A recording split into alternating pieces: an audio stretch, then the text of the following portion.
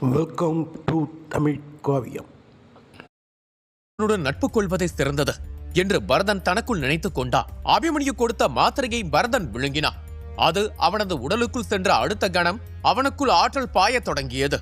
கையில் இரத்த ஈட்டியை இறுக்கமாக பிடித்து தனது வெள்ளி நிற ஆற்றலால் தன்னை நோக்கி வந்த மிருகங்களை தாக்கத் தொடங்கினான்.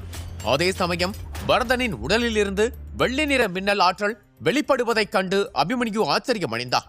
பிறகு அவன் கலியரக்கனை பார்த்தான். அவன் இன்னும் ஆன்மீக உடல்களை தொடர்ந்து விழுங்கிக் கொண்டிருந்தான். அந்த காட்சியை கண்ட அபிமன்யுவின் முகத்தில் மெல்லிய புன்னகை தோன்றியது. இந்த மாய மிருகங்களின் ஆற்றல்களால் கலியரக்கனின் சக்தி அதிகரிக்கும் என்று நம்புகிறேன் என்று தனக்குள் நினைத்துக் கொண்டான். அந்த எண்ணத்துடன் அவன் ஆழமாக மூச்சை இழுத்துவிட்டு தனது இரு கைகளிலும் பாயும் நீலம் மற்றும் பழுப்பு நிற ஆற்றல்களை பார்த்தான். இந்த தாக்குதல் வெற்றி பெறும் என்று நம்புகிறேன். இந்த தாக்குதலுக்கு பிறகு எனது ஆற்றல் பெருமளவில் குறைந்துவிடும். அதனால் இத்தோடு இந்த சண்டை முடிய வேண்டும் என்று தனக்குள் வேண்டிக் கொண்டான். இதை சொன்ன அபிமன்யு உடனடியாக தனது கைகளால் முத்திரைகளை உருவாக்கத் தொடங்கினான். தனது இரு கைகளிலும் இருந்த நிலபூத மற்றும் வர்ணபூத ஆற்றலை அவன் ஒன்றிணைக்கத் தொடங்கினான். அபிமன்யு தனது உடலில் உள்ள அனைத்து பிந்து சக்கர புள்ளிகளையும் திறந்தான். சுற்றுப்புறத்தில் இருந்த இயற்கையின் ஆற்றல்களை அவனது உடல் உறிஞ்ச துவங்கியது. அவனது உடலை சுற்றி ஆற்றல் புயல் உருவானது. இதை கண்ட பரதன் அவன் தனது விசேஷ தாக்குதலுக்கு தயாராகிறானா? அவன் உண்மையிலேயே பயங்கரமான ஒன்றை பையில் வைத்திருக்கிறான் போல என்று நினைத்தான். பரதன் தனது ஈட்டியை கொண்டு தன்னை நோக்கி வரும் ஆன்மீக உடல்களை முழு வேகத்தில் தாக்கினான். ஆனாலும் அவனால் அவற்றை முழுமையாக கட்டுப்படுத்த முடியவில்லை. அவன் திணறினான். மறுபுறம் கலியரக்கன் தனது பெரிய நகங்கள் மற்றும் வாயால் ஆற்றல் மிருகங்களை தொடர்ந்து விழுங்கிக் கொண்டிருந்தது. ஆனால் அதன் பெரிய உடலும் சிறிய இறக்கைகளும் அதன் வேகத்தை குறைத்தன. அதனால் நழுவி ஓடிய ஆன்மீக மிருகங்கள் கலியரக்கனை எல்லா பக்கங்களிலும் இருந்தும் தாக்கின. கலியரக்கன் உடல் முழுவதும் பழுப்பு நிற ஸ்படிகங்களால் மூடப்பட்டிருந்ததால் அந்த தாக்குதல்கள் கலியரக்கனுக்கு எந்த பாதிப்பையும் ஏற்படுத்தவில்லை. இதற்கிடையில் அபிமன்யு தனது கைகளில் உருவாகும் முத்திரையில் முழுமையாக கவனம் செலுத்தினான். அவனது கைகள் ஒரு விசித்திரமான வடிவத்தை வரைந்து கொண்டிருந்தன. அவற்றிலிருந்து வெளியேறும் ஆற்றல் மூடுபடி போன்ற ஒரு வித்தியாசமான சக்தி படலத்தை உருவாக்கியது. அவனது கண்களில் பழுப்பு மற்றும் நீல நிற ஒளி தெரிந்தது. அதே சமயம் தன்னை நோக்கி வரும் ஆன்மீக ஆற்றல் மிருகங்களின் தாக்குதலில் இருந்தும் அவன் கவனமாக இருந்தான். அவன் தன்னை தற்காத்துக் கொண்டே தனது முத்திரையை தயார் செய்து கொண்டிருந்தான். அப்போது திடீரென்று அபிமன்யுவின் முகத்தில் கவலையும் கண்களில் கோபமும் மின்னியது. அவன் ஆத்திரத்துடன் சொன்னான், அகிலா, இது உன் வேலைதானா? உன்னை போன்ற சூழ்ச்சிக்காரன் எப்போதும் பின்னால் இருந்துதான் தாக்குவார்கள். இதற்கு நீ வெட்கப்பட வேண்டும் என்று கத்தினான். அந்த சமயத்தில் வால் நட்சத்திரம் போல ஒரு சக்தி வெகு தூரத்தில் இருந்து அபிமன்யுவை நோக்கி பாய்ந்து வந்தது. அதைக் கண்டு அபிமன்யு வேகமாக பின்வாங்க அவன் நின்று கொண்டிருந்த இடத்தில் அந்த தாக்குதல் இறங்கி வெடித்து சிதறியது. அந்த வெடிப்பு சத்தத்தை கேட்ட பரதனின் கவனம் அந்த திசையை நோக்கி திரும்பியது. 3 ஆற்றல்களால் சூழப்பட்ட ஒரு நிலை அவன் கண்டான். அந்த சமயத்தில் ஒரு ஆன்மீக மிருகம் அவனது மார்பில் வலுவான தாக்குதல் ஒன்றை இறக்கியது. அந்த மோதலில் பரதன் தூக்கி எறியப்பட்டு ஒரு பாறை பிளவில் மோதினான். இதைக் கண்ட அபிமன்யுவின் முகம் கவலையில் விரிந்தது. அதே சமயம் அந்த வெடிப்பிலிருந்து ஒரு வெள்ளி நிற ஈட்டி சீறி பாய்ந்து சுகந்தன் மற்றும் பத்ராவை நோக்கி சென்ற ஒரு ஆன்மீக உடலை தாக்கி அதை தூள் தூளாக்கியது. அதன் பிறகு பரதன் அந்த மூடுபனி பகுதியிலிருந்து மெதுவாக வெளியேறினான். அவன் உடல் முழுக்க தூசியும் புகையும் நிறைந்திருந்தது. அதை உதறிக்கொண்டு அவன் வெளியே வந்தான். மறுபுறம் அபிமன்யு சுகந்தனையும் பத்ராவையும் பார்த்தான். அவர்களின் முகங்களில் லேசான கோபம் தெரிந்தது. உண்மையில் அந்த வெடிப்புகளின் ஆற்றலை அவர்களும் உணர்ந்திருந்தனர். இதன் காரணமாக அவர்கள் முழு வேகத்தில் பயிற்சியை தொடர்ந்தனர். அவர்களை சுற்றியிருந்த ஆற்றல் புயல் அதிரத் தொடங்கியது. அந்த தருணத்தில் அகிலன் பயங்கரமான முறையில் புன்னகைத்து, அபிமன்யு, இப்படி ஒரு வாய்ப்பை நான் நழுவ விடுவேன் என்று நீ உண்மையிலேயே நினைத்தாயா? நமது பழைய பகை அனைத்திற்கும் தீர்வு காண வேண்டிய நேரம் இது. இதற்காக எத்தனை மாதங்கள் காத்திருந்தேன் தெரியுமா என்று கேட்டா. எத்தனை மாதங்களா? இவன் உண்மையில் யார்? இவன் எனக்கு நெருக்கமானவனாகவும் தெரிகிறான், தூரமானவனாகவும் தெரிகிறான் என்று அபிமன்யு நினைத்துக் கொண்டிருந்த வேளையில் அகிலன் தனது முகத்தில் இருந்த சிவப்பு முகமூடியை அகற்றினான். அதை கண்ட அபிமன்யுவின் கண்கள் அதிர்ச்சியில் விரிந்தன. அவன் நடுங்கும் குரலில், தரணி, நீயா என்று கேட்டான். அதிர்ச்சியும் கவலையும் அபிமன்யுவின் கண்களில் தெரிந்தன. அடுத்த கணமே அவனது முகம் கோபத்தால் சிவந்தது. உண்மையில் இந்த தரணிதான் இந்திரபுரி பேரரசின் போரின் போது மூதாதையர் குகையில் அபிமன்யுவை கடுமையாக தாக்கினான். இந்த தரணிதான் அந்நியர்களுடன் கைகோர்த்து இந்திரபுரியில் சிக்கல்களை ஏற்படுத்திக் கொண்டிருக்கிறார். அதே தரணிதான் இவ்வளவு காலமும் சிவப்பு முகமுடி அணிந்து அபிமன்யுவை மறைமுகமாக பின்தொடர்ந்து வந்திருக்கிறார். அது மட்டுமின்றி துவாரககுல போட்டியில் பங்கேற்பதற்காக தன்னை அகிலன் என்று அறிமுகப்படுத்தி ஒரு பெரும் திட்டத்தை ரகசியமாக தீட்டிக் கொண்டிருந்திருக்கிறார். அபிமன்யுவால் இதை உணரக்கூட முடியவில்லை. அபிமன்யுவின் முகமாற்றங்களைக் கண்ட தரணி வஞ்சக புன்னகையில் வெடித்து சிரித்தார். உன்னால் உன் அடையாளத்தை மறைக்க முடியும் என்றால் என்னால் ஏன் முடியாது? உன்னால் எல்லோரையும் ஏமாற்ற முடியும், ஆனால் என்னை ஏமாற்ற முடியாது. நீ முகத்தை மாற்றினாலும் உருவத்தை மாற்றினாலும் உன்னால் என்னிடம் இருந்து தப்பி ஓட முடியாது. நமது பழைய கணக்கு இன்று தீர்க்கப்பட போகிறது. இன்றும் உன் நண்பர்கள் உன் கண் முன்னாலேயே இறப்பதை நீ பார்க்க போகிறாய் என்று கர்ஜித்தா. பிறகு தரணி தன்னுடன் வந்த 2 வீரர்களை பார்த்து, வீரர்களே செல்லுங்கள், அவர்கள் பயிற்சியை முடித்து தங்கள் ஆற்றலை அதிகரித்து நமக்கு எதிரிகளாக மாறுவதற்கு முன்பே அந்த இருவரையும் கொன்று விடுங்கள் என்று கர்ஜித்தா. அவன் இதை சொன்னபோது பயிற்சியில் மூழ்கி கண்கள் மூடியிருந்த சுகந்தன் மற்றும் பத்ராவின் மீது அவனது பார்வை நிலைத்திருந்தது. அந்த 2 வீரர்களும் வஞ்சகமான புன்னகையுடன் சுகந்தன் மற்றும் பத்ராவை நோக்கி நகரத் தொடங்கினர். அவர்கள் வருவதைக் கண்ட பரதன் அவர்களை தடுக்க அந்த திசையை நோக்கி நகர முயன்றான். ஆனால் அதே சமயம் ஒரு ஆன்மீக மிருகம் தன்னை நோக்கி வருவதை அவன் உணர்ந்தான். அபிமன்யு அகிலனை பார்த்து, தருணே, இன்று உன்னை நான் உயிரோடு விடமாட்டேன் என்று ஆத்திரம் பொங்க கூறினான். அவன் முகத்தில் இருந்த கோபத்தைக் கண்டு தரணி சிரித்துக் கொண்டே, அபிமன்யு, உன்னால் என்னை தோற்கடிக்க முடியும் என்று நீ உண்மையிலேயே நம்புகிறாயா? இன்று கூட தகுதியிலும் சரி வலிமையிலும் சரி நீ எனக்கு பின்னால் தான் இருக்கிறாய். அன்று கூழியர் இனத்தைச் சேர்ந்த உத்ரா உன்னை காப்பாற்ற வந்தான். ஆனால் இன்று உன்னை என்னிடமிருந்து காப்பாற்ற யார் வருகிறார்கள் என்று பார்க்கிறேன். நீ மட்டுமல்ல, உன்னுடன் இருக்கும் இவர்கள் அனைவரும் இன்று இங்கே இறக்கப் போகிறார்கள். எப்படி இருந்தாலும் நான் உனக்கு நன்றி சொல்ல வேண்டும். ஏனென்றால் உன்னால் தான் அந்த பொக்கிஷத்தையும் அந்த ஆற்றல் கல்லில் எழுதப்பட்டுள்ள ஆன்மீக நுட்பத்தையும் நான் அடையப் போகிறேன். அதற்கு பிறகு உத்ராவே வந்தாலும் அவளால் என்னை ஒன்றும் செய்ய முடியாது என்று கர்ஜித்தா. அபிமன்யு பற்களை கடித்துக் கொண்டு நின்றான். பின்பு தரணி மீண்டும் சிரித்துக் கொண்டே, சொல்ல மறந்துவிட்டேன், மிக விரைவில் சந்திரபுரி பேரரசும் இந்திரபுரி பேரரசும் எனது கூட்டத்தின் ஆட்சியின் கீழ்தான் வரப்போகிறது. இன்னொரு விஷயம், உன் பாட்டி இப்போது இந்திரபுரியில் தான் இருக்கிறார். அது உனக்கு தெரியுமா? ஆனால் சிலரது கண்காணிப்பில் இருக்கிறார். கூடிய விரைவில் அவளுக்கு ஒரு முடிவுரை எழுதப்படும். அதோடு அந்த கிழட்டு ஆச்சாரியரும் கொல்லப்படுவார். இவை அனைத்திற்கும் நீயும் உனது பலவீனமான சக்திகளும் தான் காரணம். அனைவரின் மரணத்திற்கும் நீதான் காரணம் என்ற குற்ற உணர்ச்சியிலேயே நீ மரணிக்கப் போகிறாய் அபிமன்யு என்று சிரித்தான். அவனது வார்த்தைகளை கேட்ட அபிமன்யு கோபத்தில் துடித்தான். அதே சமயம் அந்த 2 வீரர்களும் சுகந்தன் மற்றும் பத்ராவை தாக்குவதற்கு தங்கள் ஆற்றலை தயார் செய்ய தொடங்கினர். இதைக் கண்ட அபிமன்யுவின் கண்களில் கவலை மேலும் மேலும் அதிகரித்தது. பரதனால் அவர்களை காப்பாற்ற முடியாது என்பது அவனுக்கு நன்றாக தெரிந்திருந்தது. அபிமன்யு தனது உணர்வு நுட்பத்தை பயன்படுத்தி அங்கிருந்து தப்பிக்க முடியும் என்றாலும் ஆபத்தில் நண்பர்களை கைவிட்டு ஓடுவதை அவன் ஒருபோதும் விரும்பியது இல்லை. தனது கையில் உருவாகிக் கொண்டிருக்கும் முத்திரையை கொண்டு தரணியை தாக்கி அவனை காயப்படுத்தினால் தனது சொந்த ஆற்றல் பெருமளவில் குறைந்துவிடும் என்பது அவனுக்கு தெரியும். இதையெல்லாம் யோசித்த போது அவனது தலை சுற்றத் தொடங்கியது.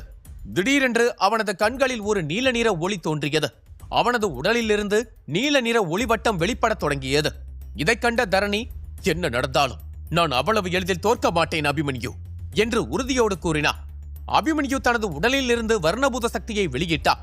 அது சுற்றியுள்ள பகுதி முழுவதும் வேகமாக பரவத் தொடங்கியது.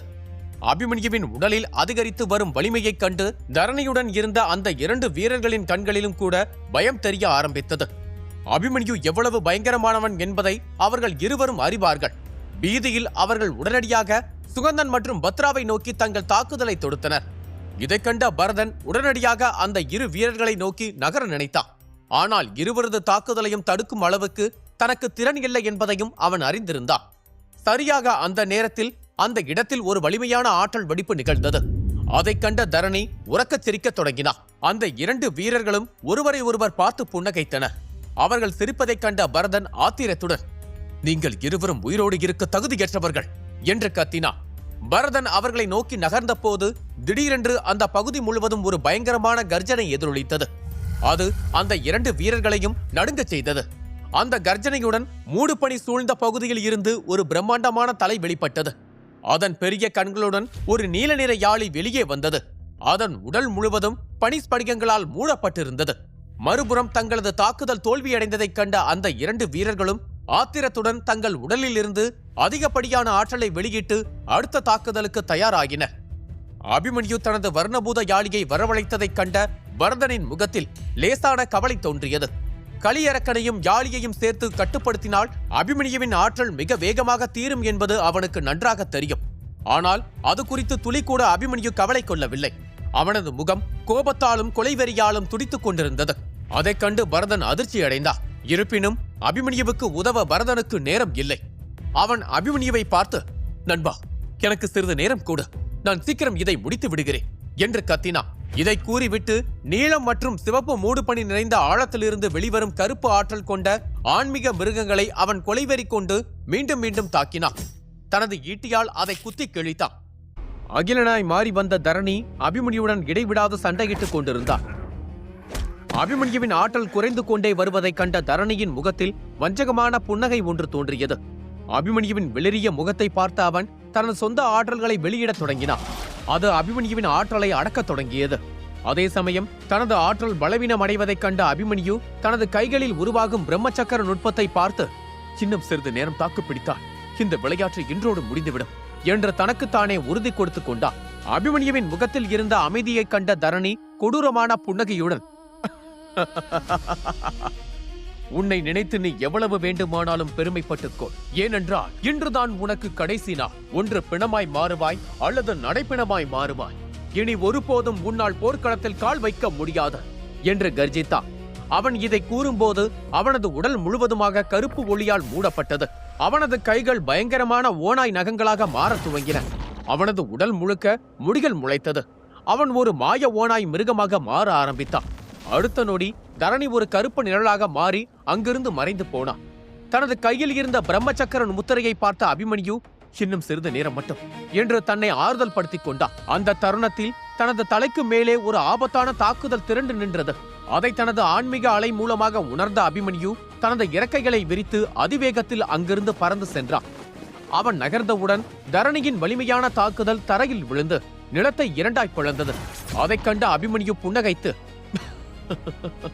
தரணி, உனது ஆற்றல் அதிகரித்திருக்கலாம். ஆனால் நீ உனது வேகம் முன்பை விட வெகுவாக குறைந்து விட்டது.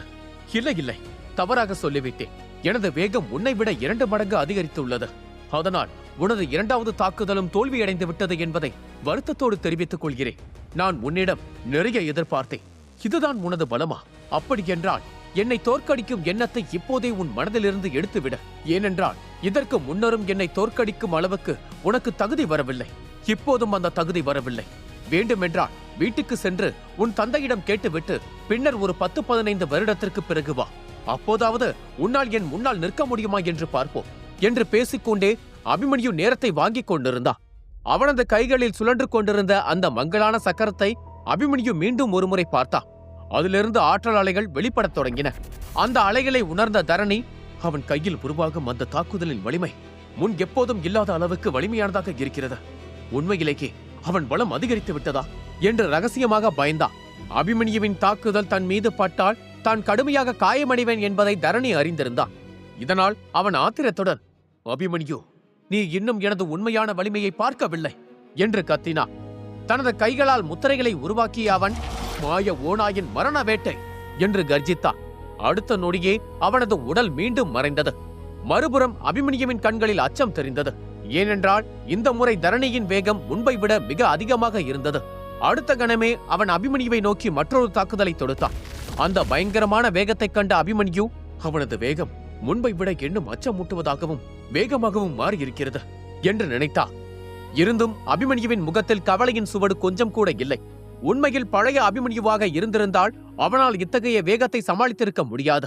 ஆனால் உள்ளுணர்வு நுட்பத்தை பயின்றதிலிருந்து அபிமன்யுவின் ஆன்மீக ஆற்றலும் வேகமும் ஒரு பகவஜ்ர வீரனுக்கு நிகரானதாக இருந்தது. அதன் காரணமாக அபிமன்யுவால் தரணியின் ஒவ்வொரு தாக்குதலையும் கணிக்க முடிந்தது. அதில் இருந்து வெற்றிகரமாக தப்பிக்கவும் முடிந்தது. தனது தாக்குதல்கள் அனைத்தும் தோல்வியடைவதைக் கண்ட தரணியின் கோபமும் விரக்தியும் அதிகரித்துக் கொண்டே சென்றன. தன்னை விட குறைந்த நிலையில் இருக்கும் அபிமன்யுவின் மீது தன்னால் ஒரு அடியை கூட இறக்க முடியவில்லை என்ற விரக்தி அவனுக்கு வெறியாக மாறியது. மறுபுறம் பரதன் தேவோதய நிலையில் இருந்த போதிலும் அவனால் அபிமன்யு மற்றும் தரணியின் வேகத்திற்கு ஈடு கொடுக்க முடியவில்லை.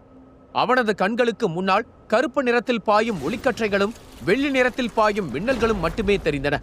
இதைக் கண்ட பரதன், அபிமன்யுவின் வேகம் இவ்வளவு பயங்கரமானதாக மாறும் என்று நான் கனவிலும் கூட நினைத்து பார்க்கவில்லை. ஒருவேளை நான் அவனுடன் போரிட வேண்டியிருந்திருந்தால் என்னால் நிச்சயமாக அவனுக்கு எதிராக நின்றிருக்க கூட முடியாது என்று பிரமித்தான். அபிமன்யு அமரோதய நிலையில் இருந்த போதிலும் தன்னை விட வலிமையான வீரரான தரணிக்கு எதிராக போரிட்டுக் கொண்டிருந்தான். ஆனால் பரதனின் முகத்தில் ஒரு லேசான கவலை தோன்றியது. ஏனெனில் அபிமன்யு தனது விசேஷ வேக நுட்பத்தை பயன்படுத்தி தரணியின் தாக்குதலை தவிர்த்தாலும் அவனால் நீண்ட நேரம் அதை தொடர முடியாது என்பதை அவன் அறிந்திருந்தான். சுகந்தன் மற்றும் பத்ராவை பார்த்த பரதன் விரக்தியுடன், ஏன் இவர்களது பயிற்சி இன்னும் முடிவடையவில்லை என்று வெறுப்படைந்தான். பரதனின் ஆற்றலும் குறைந்து கொண்டே சென்றது. அதனால் அவன் இப்போது மிகுந்த ஆத்திரத்தில் இருந்தான். வர்ணபூத யாழி தரணியோடு வந்த 2 வீரர்களை தடுத்து நிறுத்திக் கொண்டிருந்தது. ஆனால் அபிமன்யுவின் சோர்வு மற்றும் வேகமாக தீர்ந்து வரும் ஆன்மீக ஆற்றல் காரணமாக நீலயாழியின் வலிமையும் குறைந்து கொண்டே வந்தது. பரதனின் சக்தியும் மங்கிக் கொண்டிருந்தது. இது இப்படியே தொடர்ந்தால் நம் அனைவரின் ஆற்றலும் விரைவில் தீர்ந்துவிடும். அதற்குள் சுகந்தனும் பத்ராவையும் தங்கள் பயிற்சியை முடிப்பார்கள் என்று நம்புகிறேன். இல்லை என்றால் இன்று நாம் அனைவரும் கடுமையாக காயமடைவோம் என்று வேண்டிக் கொண்டான். முகம் வெளிரிய நிலையில் பரதன் தனது எஞ்சிய சக்தியை பயன்படுத்த முடிவு செய்தான். அபிமன்யு தனது தாக்குதல்களை தொடர்ந்து தவிர்ப்பதைக் கண்ட தரணி ஆத்திரத்துடன், அபிமன்யு, நான் கொடூரமாக காயப்படுத்திய உன் நண்பன் உக்கிரபாணிக்காக பழிவாங்க வேண்டும் என்ற வெறி உனக்கு வரவில்லையா? அவன் மீது நான் தொடுத்த ஒவ்வொரு அடியும் எனக்கு ஆனந்தமாக இருந்தது. அவனது ரத்தம் வழிந்தோடுவதை பார்க்கும் போது எனது மனதிற்குள் மகிழ்ச்சி துள்ளி குதித்தது. அவனது முதுகெலும்பை உடைக்க வேண்டும் என்று நான் தொடுத்த தாக்குதல் மட்டும் தப்பிவிட்டது. அதற்காக நீ என்னை மன்னிக்க வேண்டும். ஆனால் கவலைப்படாதே, அதையும் சேர்த்து உனக்கு கொடுத்து விடுகிறேன். நீ மகிழ்ச்சியோடு ஏற்றுக்கொள் என்றான். இதை கேட்ட அபிமன்யு ஓடாமல் நின்று புன்னகைத்துவிட்டு, நான் உன்னை எதிர்கொள்ள வேண்டும் என்று நீ உண்மையிலேயே விரும்புகிறாயா? அப்படி என்றால் சரி, நானும் உனக்காக நின்று நிதானமாக பொறுமையாக ஒரு தாக்குதல் தொடுக்கிறேன். அதுவும் நீ ஆசைப்பட்ட நுட்பத்தில் இருந்தே நான் ஒரு தாக்குதல் தொடுக்கிறேன். என்ன குழப்பமாக இருக்கிறதா? மூதாதையர் குகையில் இருந்து நான் பெற்ற நுட்பத்தின் மீது நீ பேராசை கொண்டாகி மறந்து விட்டாயா? அதை உனக்கே கொடுக்கலாம் என்று முடிவு செய்து விட்டேன்.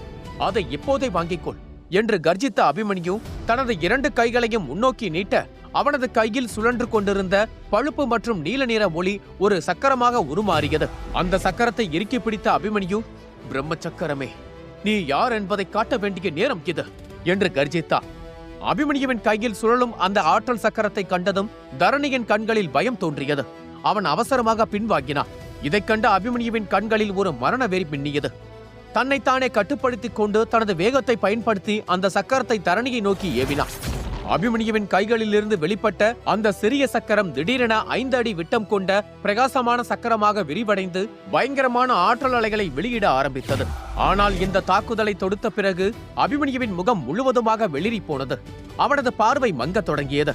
உண்மையில் அவனது இந்த நிலைக்கு அவனது செயலே காரணம் என்பதை அவன் அறிந்திருந்தான். ஏனெனில் இந்த முறை களியரக்கன் மற்றும் நீலயாழி இரண்டையும் ஒரே நேரத்தில் பயன்படுத்தியதால் அவனது ஆன்மீக ஆற்றல் முழுவதுமாக தீர்ந்து விட்டது. மறுபுறம் பிரம்மச்சக்கரத்தில் இருந்து வெளிவரும் ஆற்றல் அலைகளை உணர்ந்த தரணியுடன் இருந்த அந்த 2 வீரர்களும் வீதியில் உறைந்து போயினர். அதன் வலிமையை அவர்களால் புரிந்து கொள்ளக்கூட முடியவில்லை. அச்சத்துடன் அந்த தாக்குதலையே உற்று பார்த்தனர்.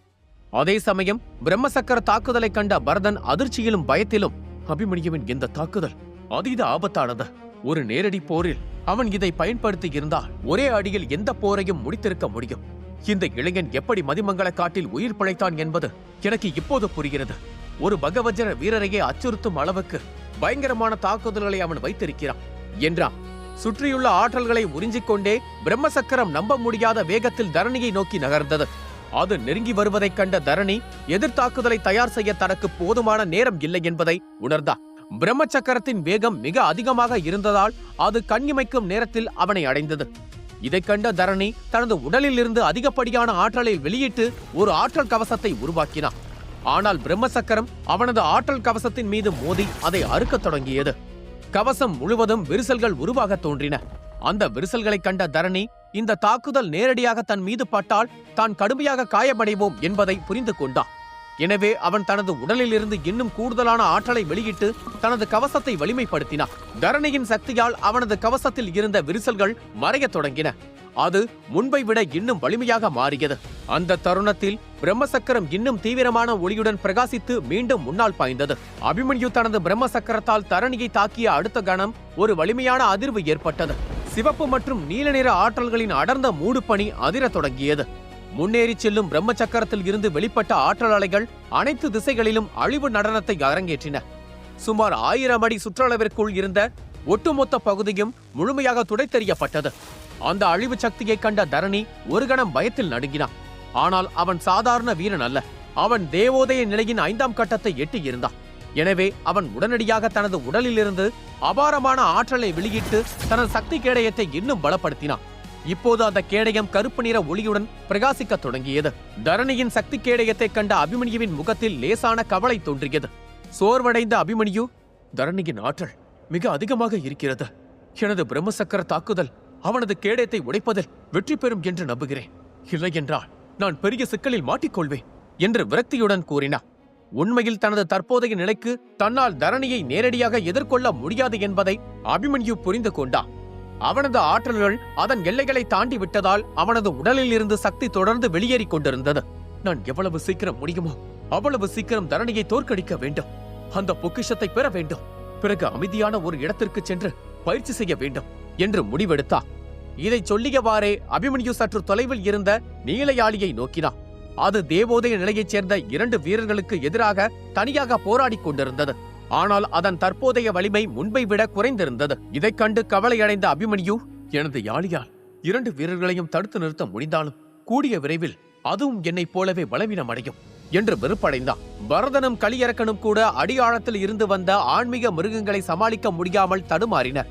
அவர்களது கூட்டு வலிமை அந்த பாம்பு போன்ற மிருகங்களை தடுத்து நிறுத்தினாலும் அவை முடிவடைவதற்கான அறிகுறியே தெரியவில்லை.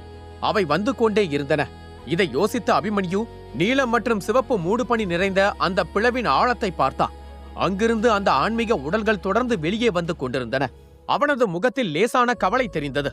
அவன் தனது பார்வையை சுகந்தன் மற்றும் பத்ராவின் பக்கம் திருப்பினான். அவர்களை சூழ்ந்திருந்த ஆற்றல் புயல் இப்போது பாதியாக குறைந்திருந்தது. இதைக் கண்ட அபிமன்யு மீண்டும் தனது கவனத்தை பிரம்மசக்கரத்தின் மீது திருப்பி, நான் இன்னும் சிறிது நேரம் தரணியை தடுத்து நிறுத்த வேண்டும்.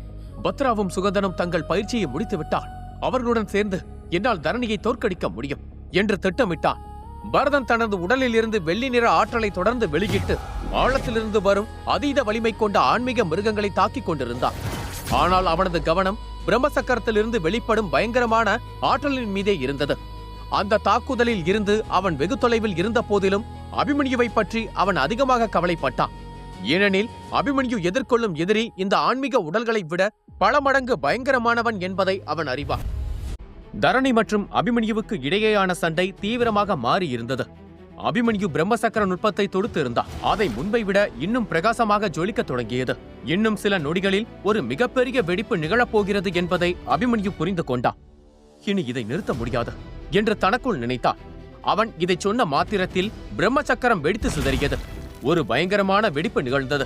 அதிலிருந்து எழும்பிய அழிவுகரமான ஆற்றல் அலை அருகில் இருந்த அனைத்து ஆன்மீக மிருகங்களையும் பீத்து எறிந்தது. அந்த அலைகளிலிருந்து தப்பிக்க அபிமன்யு தனது இறக்கைகளை விரித்து மின்னல் வேக நுட்பத்தை பயன்படுத்தி கண் இமைக்கும் நேரத்தில் வெகு தொலைவிற்கு சென்றார். வெடிப்பின் வலிமையை உணர்ந்தவுடன் தரணியோடு வந்த அந்த 2 வீரர்களும் விரைவாக விலகிச் செல்ல முயன்றனர். ஆனால் அந்த பேரழிவின் சக்தி அவர்களுக்கு அந்த வாய்ப்பை வழங்கவில்லை. அவர்களால் தங்களை காத்துக்கொள்ள முடியவில்லை.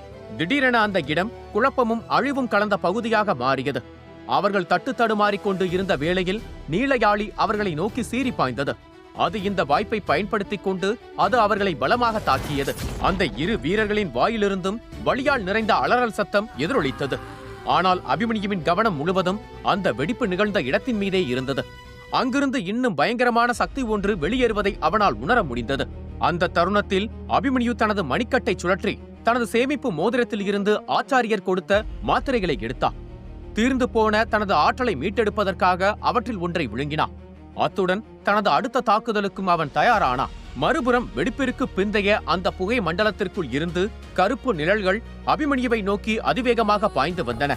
தனது முதல் தாக்குதல் முழுமையாக வெற்றி பெறவில்லை என்பதை அவன் புரிந்து கொண்டான். மின்னல் வேக நுட்பத்தை பயன்படுத்தி அவன் தப்பிக்க முயன்ற போது 10க்கும் மேற்பட்ட கருப்பு நிழல் உருவங்கள் அவன் வழியை மறித்தன. அப்போது ஒரு கோபமான குரல் அவன் காதுகளில் எதிரொலித்தது. தரணியை கொள்வது அவ்வளவு எளிது என்று நீ நினைத்தாயா?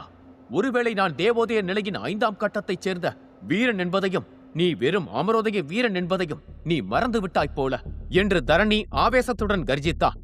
தரணியின் குரலில் அபிமன்யுவின் மீது இருந்த வெறுப்பும் ஏளனமும் தெரிந்தன. அவன் தன் பேச்சை தொடர்ந்தான். உனது தாக்குதல் என்னை ஆச்சரியப்படுத்தியது உண்மைதான். ஆனால் எனது தற்போதைய ஆற்றலுக்கு முன்னால் அதனால் நிற்கக்கூட முடியாது. என்றார். அவனை பொருட்படுத்தாமல் அபிமன்யு ஒரு முத்திரையை உருவாக்கினான். தரணியின் தாக்குதலால் தனக்கு கடுமையான காயம் ஏற்பட்டாலும் சரி, தரணியை நேருக்கு நேர் சந்திக்காமல் போகக்கூடாது என்று அவன் முடிவெடுத்தான். அவனுக்கு வேறு வழி இல்லை. களியரக்கன் பரதனுக்கு உதவுகிறான், நீலயாழி சுகந்தனுக்கும் பத்ராவுக்கும் உதவுகிறது. அதனால் தரணியை அவன் தனியாகத்தான் எதிர்கொண்டு ஆக வேண்டும்.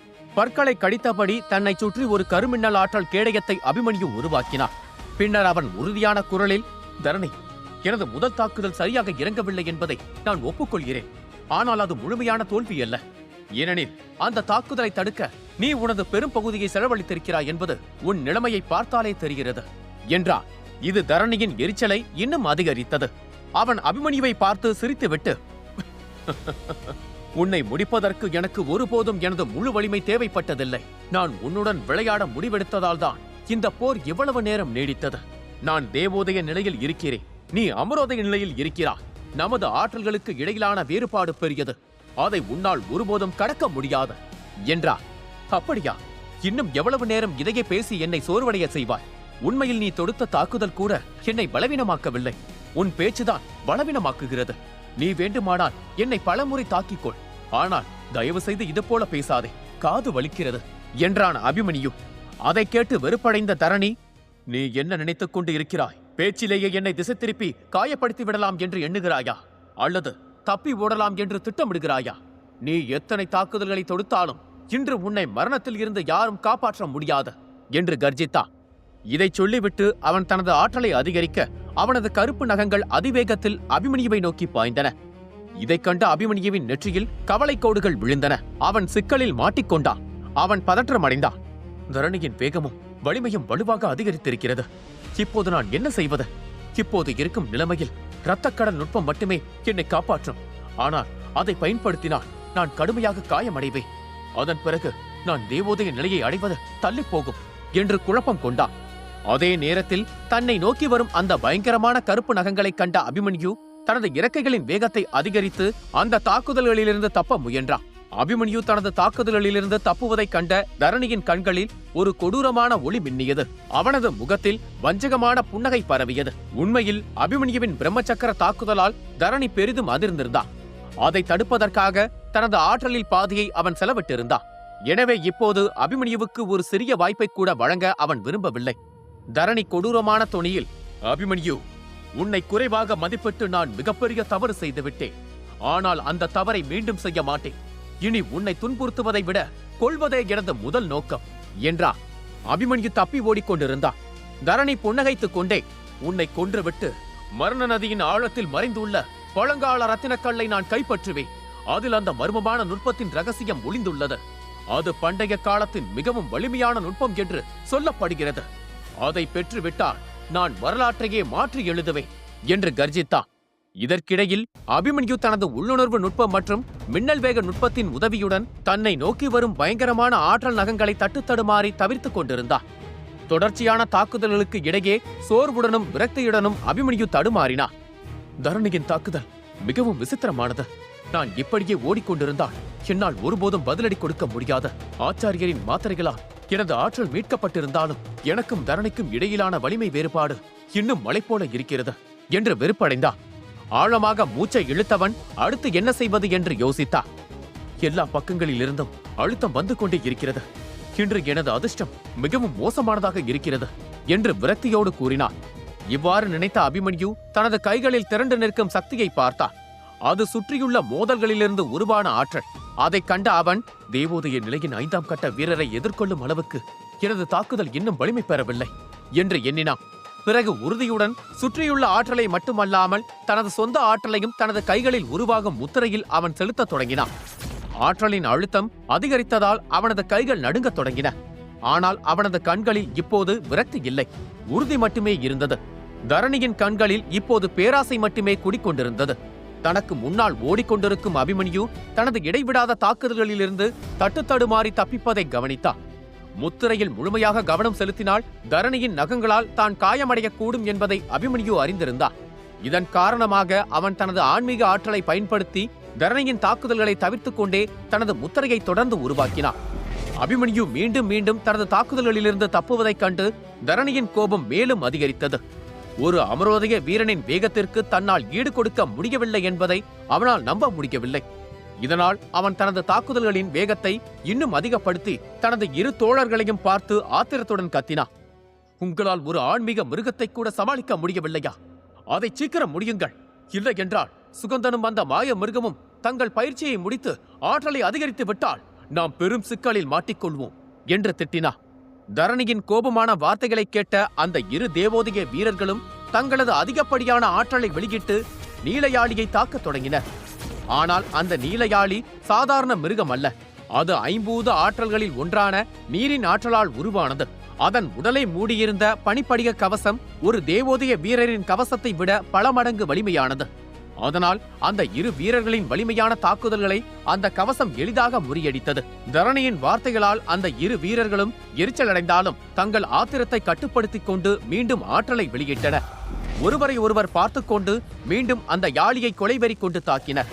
அதே சமயம் நீலயாளி தனது பிரம்மாண்டமான உடலை சாதகமாக பயன்படுத்திக் கொண்டு தனது வாள் மூலம் அவர்களை மீண்டும் மீண்டும் தாக்கியது.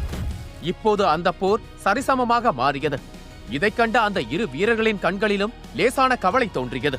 அபிமன்யு ஆத்திரத்துடன் தரணியை பார்த்துக் கொண்டிருந்தார். தரணி இரக்கமின்றி தனது உடலிலிருந்து அதிகப்படியான ஆற்றலை வெளியிட்டுக் கொண்டிருந்தார். அவனது கைகள் ஒரு பயங்கரமான முத்திரையை உருவாக்கி கொண்டிருந்தது. இதைக் கண்ட அபிமன்யு தான் இப்பொழுதே செயல்படாவிட்டால் பின்னர் யோசிப்பதற்கு கூட நேரம் கிடைக்காது என்பதை புரிந்து கொண்டார். அவனது வேகமும் ஆன்மீக ஆற்றலும் தரணிக்கு இணையாக இருந்த போதிலும் உடல் வலிமையில் அபிமன்யு வெகுவாக பின்தங்கியிருந்தார். தரணியின் சக்தியால் உருவான கருப்பு நகங்கள் அபிமன்யுவை நெருங்கின. அவனது உடலை அவை மாறி மாறி தாக்கின. அவனது உடலில் காயங்கள் விழத் துவங்கியது. ஆச்சாரியர் கொடுத்த மாத்திரைகளின் ஆதரவு அவனுக்கு இருந்த போதிலும் மாத்திரைகள் வேலை செய்ய நேரம் எடுக்கும் என்பதையும் தரணி அந்த நேரத்தை சாதகமாக பயன்படுத்துகிறான் என்பதையும் அபிமன்யு புரிந்து கொண்டார். தரணி உருவாக்கும் தாக்குதல் தனது பிரம்ம சக்கரத்தைப் போலவே வலிமையானது என்பதை அபிமன்யு உணர்ந்திருந்தார். அப்போது அபிமன்யு உருவாக்கி கொண்டிருந்த முத்திரையை சுற்றி மங்கலான ஒளிவட்டம் பரவுவதை தரணி கண்டார். அவன் முகத்தில் பயம் தோன்றத் தொடங்கியது.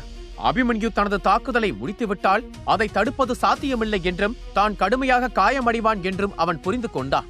எனவே தரணி தனது முத்திரையை இன்னும் வேகப்படுத்தினார். அதே சமயம் அபிமன்யு தனது ஆற்றல் முத்திரையை உருவாக்கி முடித்துவிட்டு தரணியை பார்த்து, தரணி, என்னை அவ்வளவு எளிதாக தோற்கடித்து விடலாம் என்று எண்ணிய உனக்கு இன்று நான் யார் என்று காண்பிக்கிறேன். இன்று உன்னை வாழ்விற்கும் சாவிற்கும் இடையிலான விளிம்பிற்கு கொண்டு வருவேன். உனது இறுதி மூச்சு இருக்கும் வரை உன்னை சித்திரவதை செய்து கொள்வேன் என்றார். அடுத்த கணம் அபிமன்யு 2 மாத்திரைகளை விழுங்கினார். மாத்திரைகள் அவனது உடலுக்குள் சென்ற அடுத்த கணம் அவனுள் அபாரமான ஆற்றல் பொங்க தொடங்கியது. கண் இமைக்கும் நேரத்தில் அவனது வெளிரிய முகம் மீண்டும் பொலிவு பெற துவங்கியது. ஒரே நேரத்தில் 2 மாத்திரைகளை உண்டு வலுக்கட்டாயமாக தனது வலிமையை அதிகரிப்பது தனது உடலுக்கு பேராபத்தை வரவழைக்கும் என்பதை அவன் அறிந்திருந்தாலும் அவனுக்கு வேறு வழி இல்லை. அவனுக்கு இருந்த ஒரே வழி இரத்த பெருங்கடல் நுட்பத்தை பயன்படுத்துவது. அது இதைவிட பேராபத்தை அழைத்து வரும். அதனால் இதுவே மேல் என்று அவன் முடிவு செய்தான். உடலில் அளவு கடந்த ஆற்றல் பாய்ந்ததால் அவனது முகம் சிவந்தது. ஆனால் அவன் அதை பொருட்படுத்தவில்லை. தனது உள்ளங்கைகளில் உருவாகும் முத்திரையில் தனது முழு சக்தியையும் அவன் செலுத்தினான். முத்திரையின் வேகம் இன்னும் மூர்க்கமாகவும் அச்சுமூட்டுவதாகவும் மாறியது. ஆற்றலின் அழுத்தத்தால் அவனது நரம்புகள் புடைத்தன. ஆனால் அபிமன்யு கட்டுப்பாட்டை இழக்கவில்லை. ஏனெனில் தான் செய்யும் சிறு தவறு கூட தரணிக்கு சாதகமாக அமையலாம் என்பது அவனுக்கு தெரியும். அவனது வார்த்தைகளை கேட்ட தரணி சிரித்துக் கொண்டே, உனது தாக்குதலை நீ முடித்தால்தானே அது நடக்கும். அதற்கு நான் உனக்கு அவ்வளவு நேரம் கொடுக்கப் போவதில்லை என்றார். இதைச் சொன்ன தரணி தனது முத்திரையை முன்னோக்கி தள்ளி, இரத்த விஷ ஈட்டியின் முழுமையான தாக்குதலை இப்போது பார்ப்பாய் என்று கர்ஜித்தார். இதை கூறும்போது அவனது முகத்தில் ஒரு பயங்கரமான புன்னகை தோன்றியது. திடீரென்று அவனுக்கு முன்னால் இருந்த காற்று மங்கத் தொடங்கியது. அவனது கைகளிலிருந்து வெளிப்பட்ட ஆற்றல் 10 அடி நீளமுள்ள ஒரு விஷ ஈட்டியாக மாறியது. அது நீலம் மற்றும் சிவப்பு மூடுபனியை கிழித்துக் கொண்டு அபிமன்யுவை நோக்கி அதிவேகத்தில் பாய்ந்தது. அபிமன்யு பதற்றத்துடன், நாம் முடிந்து விட்டோம் என்றார். அபிமன்யு தரணியின் கருப்பு நக தாக்குதலிலிருந்து தட்டு தடுமாறி தப்பித்துக் கொண்டிருந்தார். ஆனால் தரணி தொடுக்கப் போகும் 2வது தாக்குதல் முதல் தாக்குதலை விட பல மடங்கு ஆபத்தானது. அந்த முதல் தாக்குதல் தன்னை திசை திருப்ப மட்டுமே என்பதை அபிமன்யு இப்போது புரிந்து கொண்டான். இப்போது அபிமன்யுவிடம் மிக குறைந்த நேரமே இருந்தது. அவனது இரட்டை பிரளய வெடிப்பு முத்திரை முடிவடைய இன்னும் சில நொடிகள் தேவைப்பட்டன. அப்படி இருக்கையில் தரணியின் தாக்குதல் வெற்றி பெற்றால் அபிமன்யுவின் தாக்குதல் பாதியிலேயே வெடித்து சிதறும். அதன் பிறகு அபிமன்யு உயிர் பிழைக்க முடியாத அளவுக்கு காயமடைவார். எனவே அவன் உடனடியாக தன்னை சுற்றி ஒரு பாதுகாப்பு ஆற்றல் கேடயத்தை உருவாக்கி தரணியின் கூர்மையான நகத்தாக்குதல்களுக்கு எதிராகவும் தன்னை தற்காத்துக் கொள்ள தொடங்கினான். அந்த தருணத்தில் தரணியின் விஷரத்த ஈட்டி அபிமன்யுவை நோக்கி முன்னேறி வந்தது. தரணியின் ஈட்டியும் அபிமன்யுவின் கேடயமும் மோதி ஒரு பிரம்மாண்டமான வெடிப்பு நிகழ்ந்தது. காற்றில் தூசி, புகை மற்றும் சிவப்பு ஒளி பரவியது. அனைவரது பார்வையும் அந்த திசையை நோக்கி திரும்பியது. பரதனின் முகத்தில் கவலை தெளிவாக தெரிந்தது. தனது தெய்வோதய பார்வை மூலம் தரணியின் தாக்குதலால் அபிமன்யுவின் கேடயத்தில் விரிசல்கள் விழுவதைக் கண்டான். தரணியின் இந்த தாக்குதல், இதை தடுப்பது எனக்கே கடினமாக இருக்கும். அபிமன்யு இதை எப்படி சமாளிப்பா என்று வருத்தம் கொண்டான். அபிமன்யு இந்த தாக்குதலில் இருந்து தப்பிக்க வாய்ப்பில்லை என்பதை தரணி நன்கு அறிந்திருந்ததால் அவன் முகத்தில் வஞ்சகமான புன்னகை தோன்றியது. அந்த ஆற்றல் ஈட்டி அபிமன்யுவின் கேடயத்தில் மோதிய நொடியில் ஒரு விரிசல் சத்தம் பலமாக எதிரொலித்தது. இதைக் கண்ட அபிமன்யுவின் கண்களில் கவலையும் பரதனின் கண்களில் பயமும் தெரிந்தன. பரதனின் பயந்த கண்களுக்கு முன்னால் கருப்பு ஈட்டி தீவிரமான ஒளியுடன் பிரகாசிக்கத் தொடங்கியது. ஒளிரும் ஈட்டியையும் தனது கேடயத்தில் உள்ள விரிசல்களையும் கண்ட அபிமன்யு, இனி எனக்கு வேறு வழி இல்லை என்று முடிவெடுத்தான். அந்த எண்ணத்துடன் அவன் தனது முழு சக்தியையும் திரட்டி தன்னை சுற்றி கேடயம் போல போர்த்தி கொண்டான். அவனது முகத்தில் கவலையின் நிழல் ஆடியது. ஆனால் அடுத்த கணமே ஒரு மாபெரும் ஆற்றல் அலை அவன் மீது மோதியது. அவனைச் சுற்றியிருந்த கேடயம் விரிசல்களால் பாதிக்கப்பட்டு இறுதியில் வெடித்து சிதறியது. இதைக் கண்ட அபிமன்யுவின் கவலை இன்னும் அதிகரித்தது. பிறகு கண்களை குருடாக்கும் ஆற்றல் வெடிப்பு நிகழ்ந்தது. அந்த வெடிப்பின் அதிர்வலை பவித்ரோதய நிலை மற்றும் அதற்கு கீழுள்ள அனைத்து ஆன்மீக மிருகங்களையும் அழித்தது. அந்த ஆற்றல் அலையைக் கண்ட தரணியின் இரு தோழர்களும் விரைவாக தங்கள் உடலில் இருந்து அதிகப்படியான ஆற்றலை வெளியிட்டு தடிமனான பாதுகாப்பு கேடயங்களை உருவாக்கினர். வெடிப்பினால் ஏற்பட்ட வன்முறை அலைகள் அந்த பகுதியில் பரவியிருந்த சிவப்பு மற்றும் நீல மூடுபனியை பலவீனப்படுத்தின. ஒட்டுமொத்த பகுதியும் ஒரு மங்கலான புகைப்படலத்தால் மூடப்பட்டது. பரதன் கவலையான முகத்துடன் இருந்தான். நல்ல வேளையாக களியரக்கன் சரியான நேரத்தில் அவனை சுற்றி கொண்டு வெடிப்பின் ஆபத்தான அலைகளிலிருந்து அவனை காப்பாற்றினான். ஆனால் அவனது கண்கள் தூசியாலும் ஆற்றலாலும் நிறைந்த வெடிப்பு நடந்த இடத்தையே உற்று பார்த்து கொண்டிருந்தன. பரதனின் பதற்றம் அதிகரித்தது. அவன் பயந்த குரலில், ஒருவேளை அபிமன்யு கொல்லப்பட்டு விட்டானா? அவனது ஆற்றலை என்னால் ஏன் உணர முடியவில்லை என்று தனது நெற்றியில் இருந்த வியர்வையை துடைத்துவிட்டு தரணியின் பக்கம் திரும்பினான். வெடிப்பு நிகழ்ந்த இடத்தில் எந்த அசைவும் இல்லை. தரணியின் முகத்தில் மெல்லிய புன்னகை இருந்தது. ஆனால் அவனது கண்களிலும் கொஞ்சம் பதட்டம் தெரிந்தது. திடீரென்று அவனது புன்னகை மறைந்தது. ஏனெனில் வெடிப்பின் புகை விலகத் தொடங்கியது. புகை மறைந்த போது சுமார் 15 அடி உயரமுள்ள ஒரு மாய மிருகம் அந்த இடத்தில் நின்று இருந்தது. அதன் உடலிலிருந்து சிவப்பு ஆற்றல் வெளிப்பட்டுக் கொண்டிருந்தது. அதன் கண்கள் கொடூரத்தை பிரதிபலித்தன. அது நேரடியாக தரணியை பார்த்துக் கொண்டிருந்தது. பிறகு அந்த மிருகம் தன்னை சுற்றியிருந்த பாதுகாப்பு கேடயத்தை நீக்கியது. அந்த பிரம்மாண்ட உயிரினத்திற்கு அருகில் இரத்தக்கரையுடன் ஆனால் புன்னகைத்தபடி ஒரு இளைஞன் நின்று இருந்தான். அவன் புன்னகையுடன், பத்ரா, உனது இந்த உதவியை நான் ஒருபோதும் மறக்க மாட்டேன் என்றான். தன் வாயிலிருந்து ரத்தத்தை துப்பிய அபிமன்யு மற்றொரு மாத்திரையை விழுங்கினான். அது அவனது உடலுக்குள் சென்றதும் வெளிரிய அவனது முகத்திற்கு மெல்ல நிறம் திரும்பியது. பிறகு பத்ரா ஆழமான குரலே, அதற்கெல்லாம் அவசியம் இல்லை அபிமன்யு. ஒன்று செய், தரணியை என்னிடம் விட்டுவிடு. அதிகரித்த வலிமை எப்படி இருக்கிறது என்பதை நானும் பார்க்க விரும்புகிறேன் என்றான்.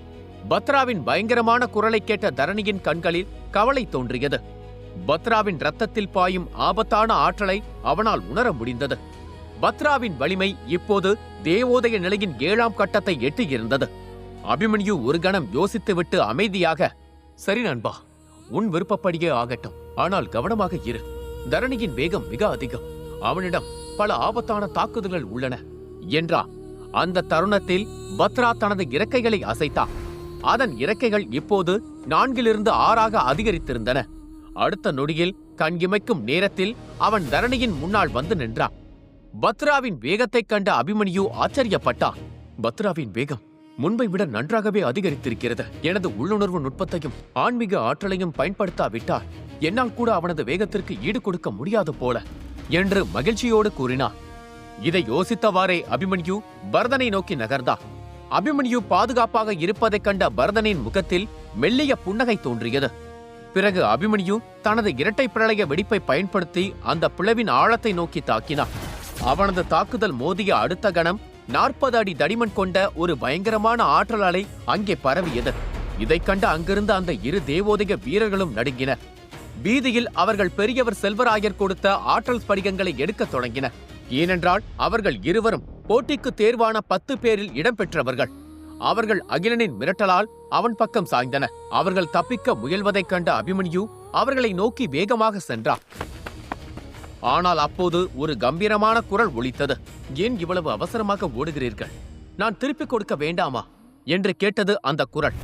அடுத்த நொடி ஆற்றல் நிரம்பிய இரு நகங்கள் அவர்கள் இருவரின் முதுகில் இறங்கின. உடனடியாக வலியால் நிறைந்த அலறலுடன் அவர்கள் வாயிலிருந்து ரத்தம் பீரிட்டது.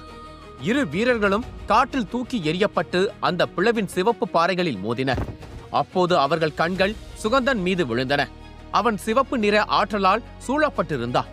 அவனது உடலில் இருந்து இரத்தத்தின் கடுமையான வாசனை வீசியது. அவன்தான் அவர்களை தாக்கியது. தூக்கி எறியப்பட்ட இருவரும் பீதியுடன் அவனை பார்த்து, தேவோதய நிலையின் 2ஆம் கட்டமா என்று ஆச்சரியமடைந்தனர். அவர்கள் தப்பிக்க முயன்றனர். ஆனால் ஒரு சிவப்பு மூடுபனி அவர்களை நோக்கி நகரத் தொடங்கியது. அது அங்கிருந்த நீல மற்றும் சிவப்பு நிற சக்தியை கிழித்துக் கொண்டு அவர்களை எல்லா பக்கங்களிலிருந்தும் சூழ்ந்தது. போரிடாமல் தப்பிப்பது சாத்தியமில்லை என்பதை அந்த இரு வீரர்களும் புரிந்து கொண்டனர். எனவே அவர்கள் தங்கள் முழு ஆற்றலையும் வெளிப்படுத்தினர். அவர்களின் உடலிலிருந்து பச்சை மற்றும் மஞ்சள் நிற ஆற்றல்கள் ஜொலிக்கத் தொடங்கின.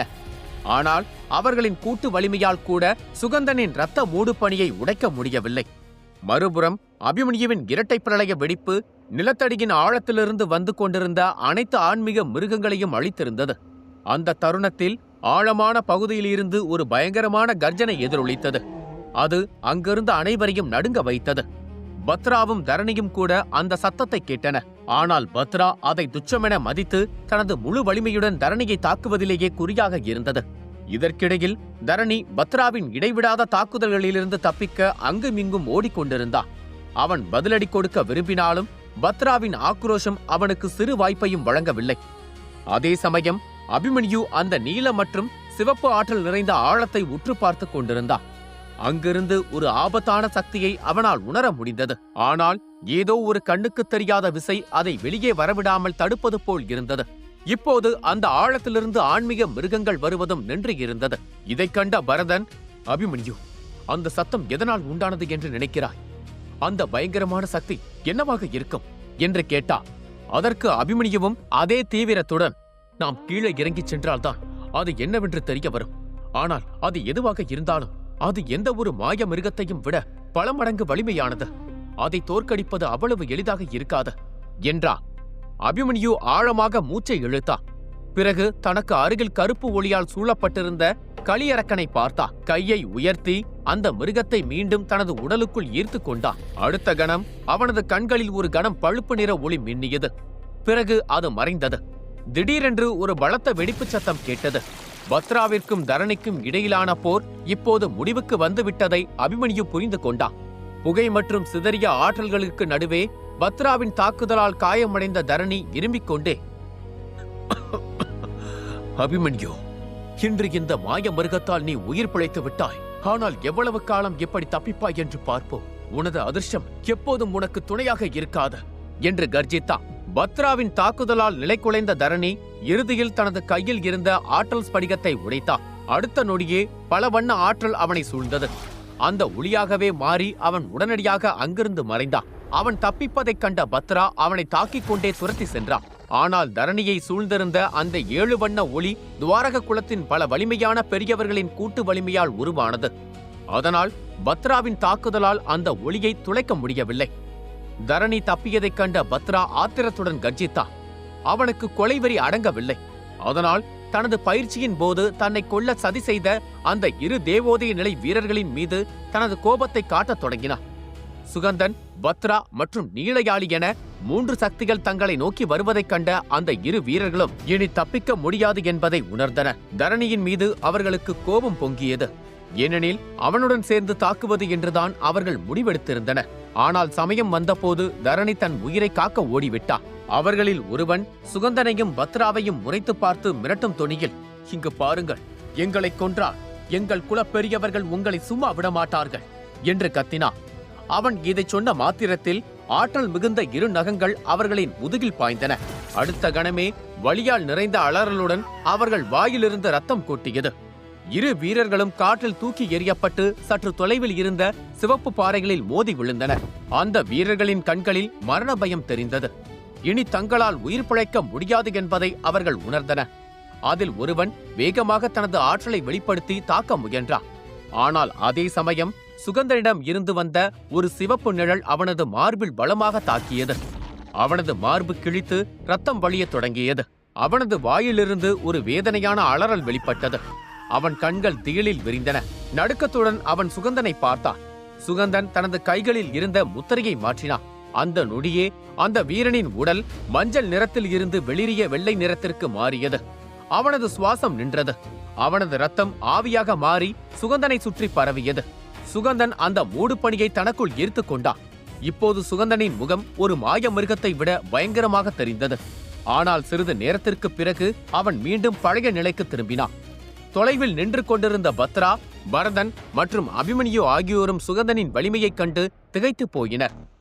சிறிது நேரம் மௌனமாக இருந்த சுகந்தன் புன்னகைத்து, ஏன் என்னை எப்படி பார்க்கிறீர்கள்? பயப்பட வேண்டாம். எனது நண்பர்களிடம் நான் ஒருபோதும் இந்த நுட்பத்தை பயன்படுத்த மாட்டேன். யாராவது என்னை மிக அதிகமாக கோபப்படுத்தினால் மட்டுமே இந்த நுட்பத்தை நான் வெளியே எடுப்பேன். அதோடு இது போன்ற ஆட்களுக்கு இத்தகைய மரணத்தை கொடுப்பதுதான் சரி என்றார். சுகந்தனின் வார்த்தைகளை கேட்ட அபிமன்யுவும் மற்றவர்களும் அமைதியாக தலையசைத்தனர். இந்த நேரத்தில் அபிமன்யு நீலயாழியை மீண்டும் தனது கட்டுப்பாட்டுக்குள் கொண்டு வந்தான். இதற்கிடையில் பரதனின் முகத்தில் ஒரு மெல்லிய எரிச்சல் தெரிந்தது. ஏனெனில் சுகந்தன் மற்றும் பத்ராவின் வலிமை கணிசமாக அதிகரித்திருந்தது. ஆனால் அவனோ இந்த போர் முழுவதும் காயங்களை மட்டுமே பெற்று. அபிமன்யு மற்றும் பரதன் போரில் தடுமாறிக் கொண்டிருக்க பத்ரா மற்றும் சுகந்தன் விழித்தெழுந்தனர். அவர்கள் தரணியையும் அவனது ஆட்களையும் தாக்கி தங்கள் வலிமையை காட்டினர். அதைக் கண்டு பரதனின் முகத்தில் ஒரு மெல்லிய எரிச்சல் தெரிந்தது. ஏனெனில் சுகந்தன் மற்றும் பத்ராவின் வலிமை கணிசமாக அதிகரித்திருந்தது. ஆனால் அவனோ இந்த போர் முழுவதும் காயங்களை மட்டுமே பெற்று இருந்தான்.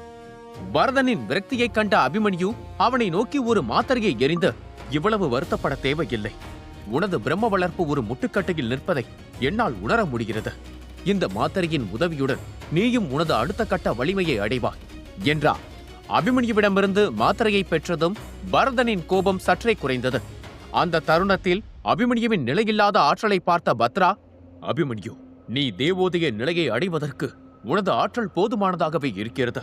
நீயும் ஏன் பயிற்சி செய்து உனது பிரம்ம நிலையை மேம்படுத்தக்கூடாது என்று கேட்டான். அவன் இதைச் சொன்னதும் மற்ற அனைவரும் தங்கள் பார்வையை அபிமன்யுவின் பக்கம் திருப்பினர். அனைவரின் பார்வையும் தன் மீது இருப்பதை உணர்ந்த அபிமன்யு அவர்களை பார்த்து, நாம் இந்த பிளவின் ஆழத்திற்குள் வந்து வெகு நாட்கள் ஆகிவிட்டது. எத்தனை நாட்கள் என்ற கணக்கு கூட நம்மிடம் இல்லை. இதையெல்லாம் மறந்து விடாதீர்கள். அப்படி இருக்கையில் நான் பயிற்சியில் ஈடுபட்டால் அது எவ்வளவு பெரிய சிக்கலை ஏற்படுத்தும் என்று யாராவது யோசித்தீர்களா? அமரோதய நிலையில் இருந்து தேவோதய நிலையை அடைய எனக்கு ஒரு அமைதியான இடம் தேவை. இந்த பிளவுக்குள் இருக்கும் இந்த இடம் அதற்கு சற்றும் ஏற்றதல்ல. எனவே இப்போதைக்கு நாம் எதற்காக இங்கு வந்தோமோ அதை செய்ய வேண்டும். இந்த நிலத்தடி ஆழத்தில் இருக்கும் அந்த பொக்கிஷத்தை நான் அடைய விரும்புகிறேன். நான் இப்போது பயிற்சி செய்து அதில் ஏதேனும் தவறாக நடந்தால் நான் தேவோதய நிலையை அடைவதற்கு பதிலாக எனது தற்போதைய ஆற்றலையும் சேர்த்து இழக்க நேரிடும். அதனால் நான் இப்போதைக்கு எனது பிரம்ம நிலையை உயர்த்தப் போவது இல்லை. அதே நேரத்தில் நீங்கள் தயாராக இருந்தால் நாம் இங்கு சிறிது நேரம் ஓய்வெடுத்து பயிற்சி செய்யலாம். பிறகு மீண்டும் ஆழத்தை நோக்கி நகர்வோம் என்றார். அபிமன்யுவின் வார்த்தைகளை கேட்ட அனைவரும் பிளவின் ஆழத்தை பார்த்தனர். அங்கே இப்போது எந்த ஒரு ஆன்மீக மிருகத்தின் அடையாளமும் இல்லை. அங்கு எதுவுமே நடக்காதது போல அமைதியாக இருந்தது. மறுபுறம் மேலே துவாரககுல போர்க்களத்தில் முன்பு இருந்த அதே அளவிலான பரபரப்பு இப்போது இல்லை. ஒரு சில பெரியவர்களும் இளைய தலைமுறை வீரர்களும் மட்டுமே அங்கே இருந்தனர். பிளவின் மேல் உருவான வாயில்களை சுற்றியுள்ள தூண்களை அவர்கள் உன்னிப்பாக கவனித்துக் கொண்டிருந்தனர். இப்போது அங்கு 3 விளக்குகள் மட்டுமே எரிந்து கொண்டிருந்தன. மிகவும் பிரகாசமான சிவப்பு நிற ஒளி பிரகாசித்தது. இது சுகந்தனின் சிவப்பு ஒளி. சற்று தொலைவில் மற்றொரு தூணில் வெள்ளை நிற ஒளி பிரகாசித்தது. அது பரதனுக்குரியது. ஆனால் அங்கிருந்த அனைவரின் பார்வையும் அந்த இரண்டையும் விட்டு விலகி தூரத்தில் நிறம் மாறிக்கொண்டே இருந்த 2 விளக்குகளின் மீது நிலைத்திருந்தது. அந்த விளக்குகள் ஒரு கணம் பிரகாசமாகவும் அடுத்த கணம் மங்களாகவும் மாறின. திடீரென்று வாயிலிருந்து ஒரு ஒளிப்பிழம்பு வெளிப்பட்டது. அது மங்கிய போது கருப்பு உடையணிந்த சுமார் 24 வயதுடைய ஒரு வாலிபன் அனைவர் முன்னிலையிலும் வந்து நின்றான். அவனது உடல் முழுவதும் காயங்களாலும் இரத்தத்தாலும் நிறைந்திருந்தது. ஆனால் அவனது கண்களில் ஆக்ரோஷம் எரிந்தது. மேடையில் அமர்ந்திருந்த பெரியவர்களை அவனது கண்கள் ஆராய்ந்தது. அரங்கத்தில் இருந்த அனைவரது கவனமும் இந்த உருவத்தை நோக்கி திரும்பியது. அந்த நிழல் வேறு யாருமல்ல, அகிலன் என்ற போர்வையில் போட்டியில் பங்கேற்ற பத்ரா மற்றும் அபிமன்யுவின் தோழர்களிடமிருந்து தப்பி வந்த தரணிதான். ஆனால் ரத்தம் பிடித்த அவனது முகம், உடல் முழுவதும் இருந்த காயங்களும் அவன் எவ்வளவு அவமானத்தை உணர்கிறான் என்பதை வெளிப்படுத்தின. இந்த நேரத்தில் தரணியின் முகத்தில் முகமூடி இல்லை. போட்டியை காண வந்த பொதுமக்களால் அவனை அடையாளம் காண முடியவில்லை என்றாலும் மைதானத்தில் இருந்த வலிமைமிக்க பெரியவர்களும் வீரர்களும் அவனை உடனடியாக அடையாளம் கண்டு கொண்டனர். அந்த தருணத்தில் மக்கள் பேசும் சத்தம் தரணியின் காதுகளை எட்டத் தொடங்கியது. அவனது உடலில் பெருகி வரும் கோபத்தால் அவன் பற்களை கடித்தான். இதற்கிடையில் பார்வையாளர்களில் ஒருவர் ஆச்சரியத்துடன், யார் இந்த ரத்தம் பிடித்த வீரன்? யாரோ இவனை மோசமாக அடித்திருக்கிறார்கள் போலிருக்கிறது என்று கேட்டான். தூண்களுக்கு இடையே நின்றிருந்த தரணியை பார்த்து பார்வையாளர்கள் அரங்கில் ஒரு ஏளனம் பரவியது. அனைவரும் அகிலனை பார்த்து சிரிக்க துவங்கினர். உண்மையில் போட்டியின் தொடக்கத்தில் அகிலன் முகமூடி அணிந்திருந்ததால் யாரும் அவனது முகத்தை பார்த்ததில்லை. மேலும் அவர்களது குறைந்த ஆற்றல் காரணமாக அவனது வலிமையை அவர்களால் மதிப்பிட முடியவில்லை. அதனால் அனைவரும் தரணியாக வந்த அகிலனை ஏளனம் செய்தனர். அந்த சமயத்தில் அகிலன் தனது மணிக்கட்டை சுழற்றி ரத்தம் பிடித்த தனது முகத்தில் மீண்டும் அந்த சிவப்பு முகமுடியை அணிந்து கொண்டான். பிறகு தன்னை ஏளனமாக பேசிய அந்த வீரனை நோக்கி தன் பார்வையை திருப்பினான். தரணி முகமுடியை அணிந்தவுடன் அனைவரும் பயத்தில் உறைந்து போயினர். ஏளனமாக பேசிய இளைஞன் தான் கோபப்படுத்தியது அகிலனைத்தான் என்பதை அறிந்தவுடன் அவனது ஆன்மா நடுங்கியது. மரண பயம் அவனது கண்களில் தெரிந்தது. அகிலனின் அந்த ஒரே பார்வை மைதானத்தின் பாதி பகுதியை மௌனமாக்கியது. அகிலனுக்குள் கோபம் கொதித்தது. அபிமன்யு, இதற்கெல்லாம் நீதான் காரணம். இன்று நான் சந்தித்த இந்த அவமானத்திற்கு இந்த ஒட்டுமொத்த குழுவும் உன்னோடு தொடர்புடைய ஒவ்வொருவனும் விலை கொடுப்பீர்கள். எனக்காக காத்திரு. வித்யகந்த குலத்தின் உதவியுடன் நீ என்னை தோற்கடித்திருந்தாலும் பெரியவர் ரணசிங்கரின் கோபத்தில் இருந்து உன்னை யார் காப்பாற்றுகிறார்கள் என்று பார்க்கிறேன் என்று உறுதி கொண்டான். பின்னர் அவன் அங்கிருந்த தூண்களை பார்த்தான். 7 தூண்களில் இருந்த விளக்குகள் அணைந்து விட்டன. அவர்களில் ஒருவர் இறந்து விட்டார். அகிலனை தவிர ஒரே ஒரு வீரன் மட்டுமே ஆற்றல் கல்லை பயன்படுத்தி உயிருடன் வெளியே வந்திருந்தான். அவன் அபிமன்யுவால் காப்பாற்றப்பட்ட விஜயன். மற்ற 5 பேரும் கொல்லப்பட்டனர். அபிமன்யு, பரதன் மற்றும் சுகந்தன் ஆகிய 3 வீரர்கள் மட்டும் இன்னும் பிளவிற்குள் இருந்தனர். தூண்களில் விளக்குகள் அணைந்ததைக் கண்டு யாரும் ஆச்சரியப்படவில்லை. ஏனெனில் இத்தனை ஆண்டுகால துவாரக குல போட்டியில் எந்த வீரருமே அதில் வெற்றி பெற்றதில்லை. பங்கேற்பவர்கள் உள்ளேயே இறந்து விடுவார்கள் அல்லது ஆற்றல் கல்லை பயன்படுத்தி திரும்பி வந்து விடுவார்கள். பிளவிலிருந்து வெளியே வந்த அகிலனை பெரியவர்கள் அனைவரும் கவனித்துக் கொண்டிருந்தனர். உள்ளே நிறைய மர்மங்களும் வித்தியகந்த ஆட்களும் இருப்பதால் வெளியே வருவது யார் என்பதை அவர்களால் உறுதியாக கூற முடியவில்லை.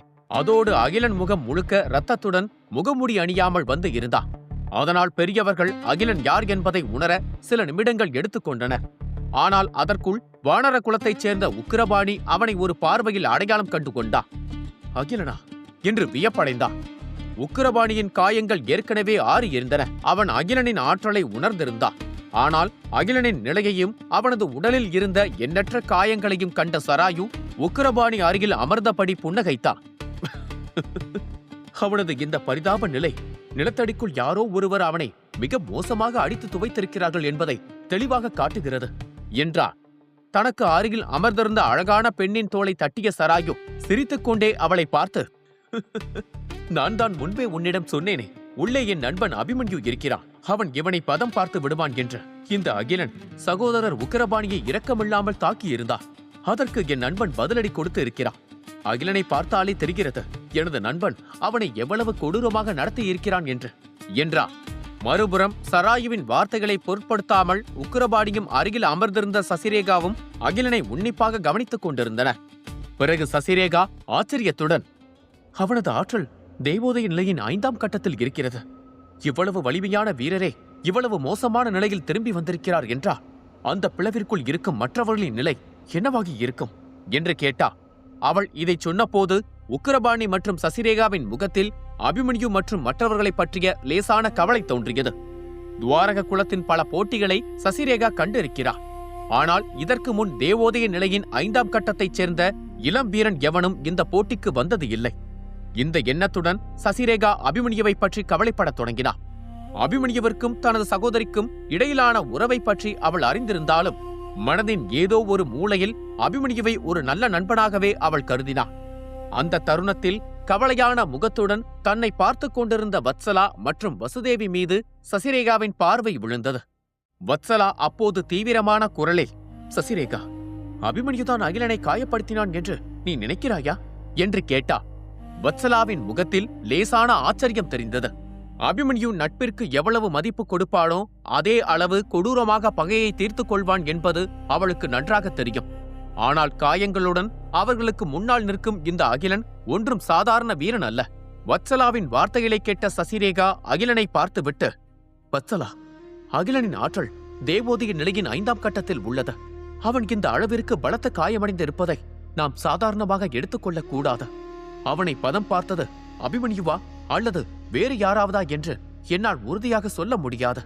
ஆனால் இப்போது அவன் இந்த போட்டியிலிருந்து வெளியேறிவிட்டான். எஞ்சியிருப்பவர்களில் மூவருமே சமமான திறமை கொண்டவர்கள்.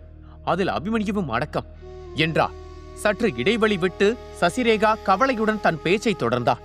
ஆனால் அகிலனை இந்த நிலைக்கு கொண்டு வந்தது அபிமன்யுதான் என்றார். இது பல ஆண்டுகளில் நாம் கண்டிராத ஒரு மாபெரும் நிகழ்வாகும். அதன் விளைவாக அபிமன்யு நிச்சயமாக ஒரு மாற்றத்தை ஏற்படுத்துவா. அதுவே இதற்கு பின்னால் பிளவிற்குள் இருக்கும் மற்றொரு ஆபத்தான சக்தி என்றார். பரதன், சுகந்தன் மற்றும் அபிமன்யு ஆகிய மூவருமே பெரும் ஆபத்தில் சிக்கி இருக்கிறார்கள் என்றுதான் சொல்ல வேண்டும். அத்தகைய எதிரியிடமிருந்து தப்பிக்க திறமையும் அனுபவமும் ஒரு சேர தேவை என்றா. மெல்ல மூச்சை இழுத்த சசிரேகா, ஆனால் நீ இவ்வளவு கவலைப்பட தேவையில்லை.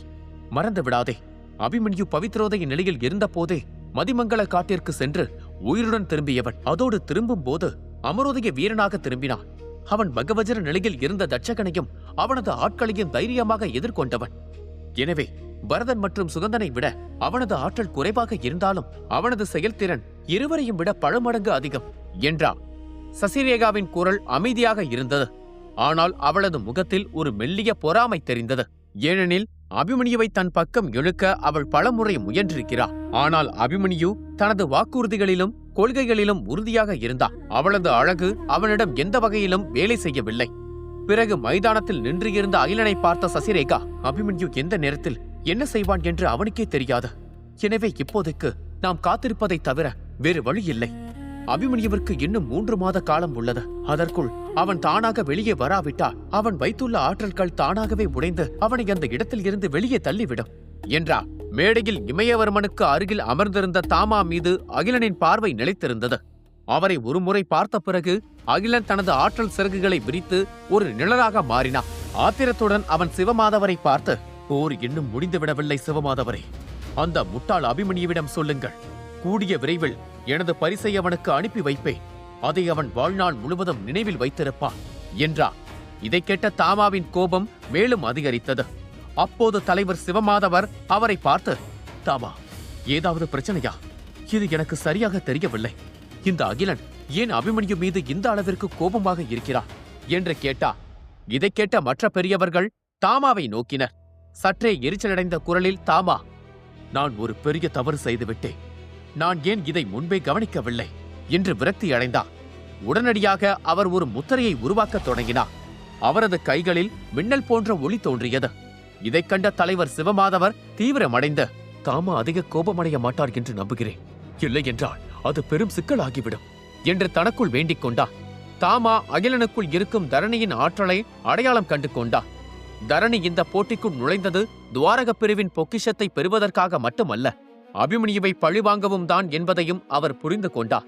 அதே சமயம் தரணியின் குழுவிற்கு அவனை இவ்வளவு விரைவாக தேவோதய நிலையின் 5ஆம் கட்டத்திற்கு உயர்த்தும் வசதி கிடைக்காது என்பதும் தாமாவுக்கு தெரியும்.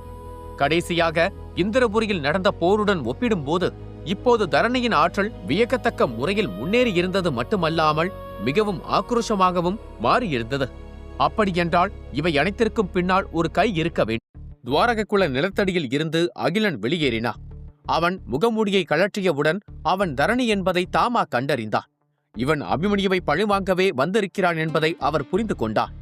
அவருக்கு இப்போது என்ன செய்வது என்று தெரியவில்லை. தரணியை பார்த்தவுடன் அபிமன்யுவின் பாட்டி தீபவதிதான் அவர் நினைவுக்கு வந்தார். அபிமன்யுவின் பாட்டிக்கு எந்த ஆபத்தும் நேர்ந்திருக்காது என்று நம்புகிறேன். இல்லை என்றால் அந்த பிடிவாதக்கார சீடனை சமாளிப்பது எனக்கு எளிதாக இருக்காது என்று வேண்டிக் கொண்டார். தாமா கலக்கமடைந்திருப்பதைக் கண்ட சிவமாதவர், அதியரசன் மற்றும் வனபதி ஆகியோர் ஆச்சரியப்பட்டனர்.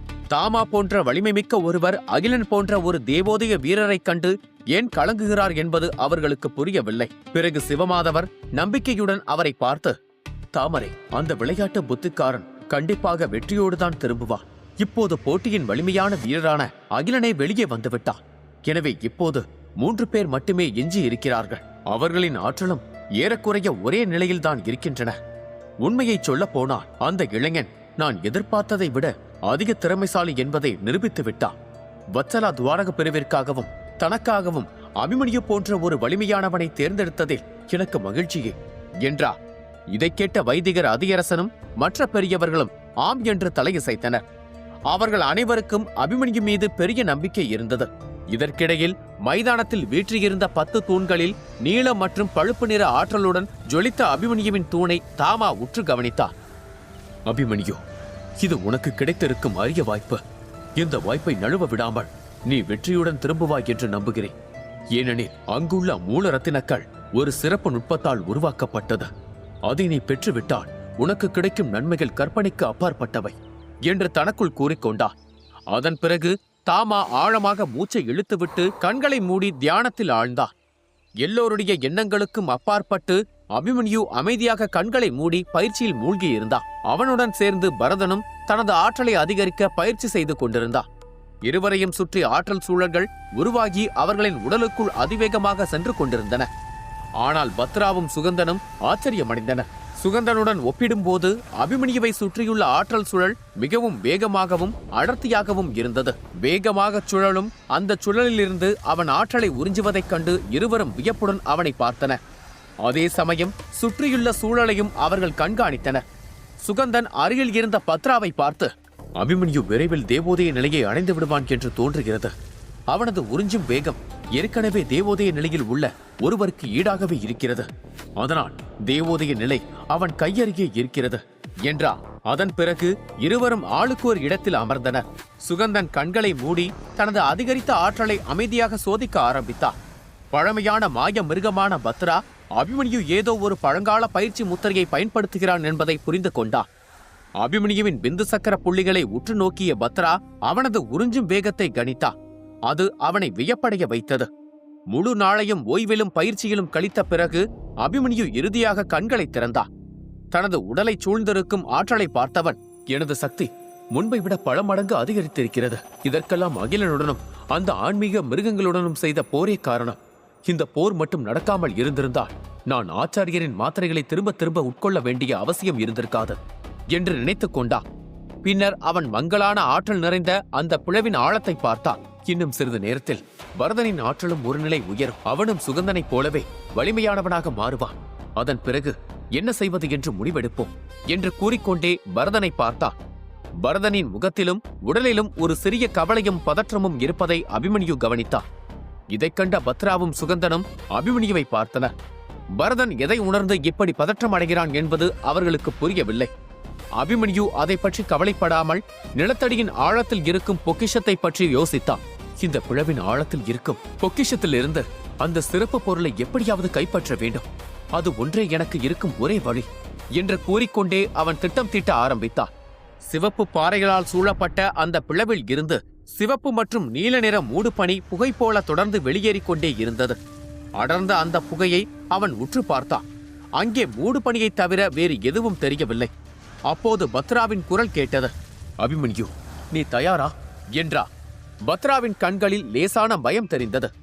ஏனெனில் அவனது குலத்தைச் சேர்ந்த பல பெரியவர்கள் இந்த ஆழத்திற்குள் சென்று மீண்டும் திரும்பியதே இல்லை. வித்தியகந்த குலத்தைச் சேர்ந்த எந்த பெரியவரும் அங்கு செல்வதை பற்றி பேசக்கூட துணிந்ததில்லை. ஆனால் தன்னை விட பாதி வயதுடைய அபிமன்யுவின் முகத்தில் பயத்தின் சுவடு கூட இல்லாததைக் கண்டு பத்ரா ஆச்சரியம் கொண்டார். அதைவிட அவனை வியப்படைய வைத்தது என்னவென்றால், அபிமன்யுவின் கண்களில் இதுவரை அவன் பார்த்திராத ஒரு இருண்ட ஒளி மின்னிக் கொண்டிருந்தது. அது நம்பிக்கைக்கான ஒளியாக இருந்தது. அதைக் கண்ட பத்ரா திகைத்து நின்றார். மறுபுறம் அபிமன்யு வெளியே பார்க்க அச்சமற்றவனாக தோன்றினாலும் குகை போல இருந்த பிளவுக்குள் நுழைவதை பற்றி நினைக்கும் போதெல்லாம் அவனது மனம் உள்ளுக்குள் நடுங்குவதை அவனால் உணர முடிந்தது. மிக வலிமையான மின்னல் சக்திகளில் ஒன்றான அவனது கருமின்னல் ஆற்றல் கூட அந்த ஆழத்திற்கு செல்ல தயங்கியது. இதை உணர்ந்த அபிமன்யு சிந்தித்தான். இந்த பள்ளத்தின் ஆழத்தில் இருந்து வந்த அந்த பயங்கரமான கர்ஜனை எந்த வகையான மாய மிருகத்திற்கு சொந்தமானதாக இருக்கும்? வித்யகாந்த குலத்திற்கே தெரியாத வகையில் இவ்வளவு ஆன்மீக உடல்களை கட்டுப்படுத்துவது யார் என்று யோசித்தான். உண்மையில் தாமா கொடுத்த ஆற்றல் மாத்திரைகள் இல்லை என்றால் அவனால் இந்த அளவிற்கு ஆழத்தை எட்டியிருக்க முடியாது. அவனுக்கு அந்த மாத்திரை இருந்ததால் இவ்வளவு தூரம் வந்தான். மற்றவர்களுக்கு இது கிடைக்காது. அதனால் பலரால் வர முடியாது. அப்படி என்றால் எந்த உயிரினமும் வரவே முடியாத இந்த ஆழத்தில் யார் அந்த ஆன்மீக மிருகங்களை கட்டுப்படுத்திக் கொண்டிருப்பது என்று அவனுக்குள் கேள்விகள் எழுந்து கொண்டே இருந்தது. ஆச்சாரியரிடமிருந்து கிடைத்த ஆற்றலை மேம்படுத்தும் மாத்திரைகளில் 5 மட்டுமே என்னிடம் எஞ்சியுள்ளன. அவற்றின் உதவியுடன் இந்த பிளவிற்குள் என்னால் 7 நாட்கள் மேல் உயிர் வாழ முடியாது. மேலும் சுகந்தன் மற்றும் பத்ராவைப் போல எனக்கு தேவோதய வலிமையும் இல்லை. இந்த 7 நாட்களுக்குள் நான் அந்த பொக்கிஷத்தையும் மூலரத்தின கல்லையும் அடைந்தே தீர வேண்டும். அதன் பிறகு நான் தேவோதய நிலையை அடைந்து நிலபூத ரத்தினக்கல் மற்றும் மூலரத்தினக்கல்லில் இருக்கும் நுட்பங்களை கற்றுக்கொண்டு இந்திரபுரி பேரரசுக்கு சென்று தரணியின் கூட்டாளிகளை முழுமையாக அழிக்க வேண்டும் என்று முடிவெடுத்தான். அவன் இதை கூறும்போது அவனது உடல் நிலபூத கவசத்தால் மூடப்பட்டது.